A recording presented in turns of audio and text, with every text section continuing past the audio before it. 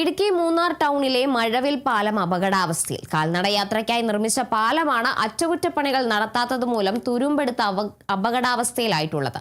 ദിനംതോറും വിനോദസഞ്ചാരികളടക്കം നിരവധി പേരാണ് പാലത്തിലൂടെ കാൽനടയായി യാത്ര ചെയ്തത്.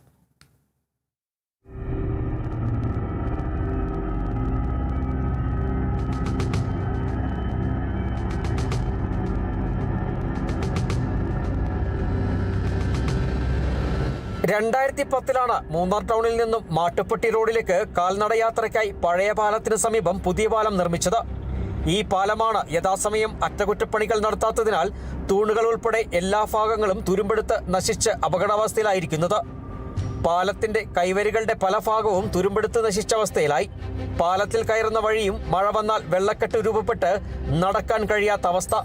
മഴവിൽപ്പാലം മൂന്നാറിലെ ഏറ്റവും മനോഹരമായി ചെയ്തതാണെങ്കിലും ഇപ്പോൾ വളരെ മോശം കണ്ടീഷനിലാണ് ഉള്ളത്. നിലവിൽ നിങ്ങൾക്ക് കണ്ടാൽ തന്നെ അറിയാം, എല്ലാ കാലുകളും തുരുമ്പെടുത്തിരിക്കുന്ന ഒരവസ്ഥയാണ്.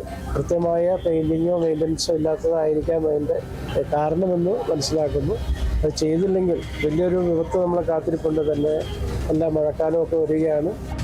സമീപത്തായി ബ്രിട്ടീഷുകാർ നിർമ്മിച്ച പഴയ പാലമുണ്ടെങ്കിലും വിനോദസഞ്ചാരികളടക്കം നൂറുകണക്കിന് ആളുകൾ ദിവസവും ഈ പാലം വഴിയാണ് സഞ്ചരിക്കുന്നത്.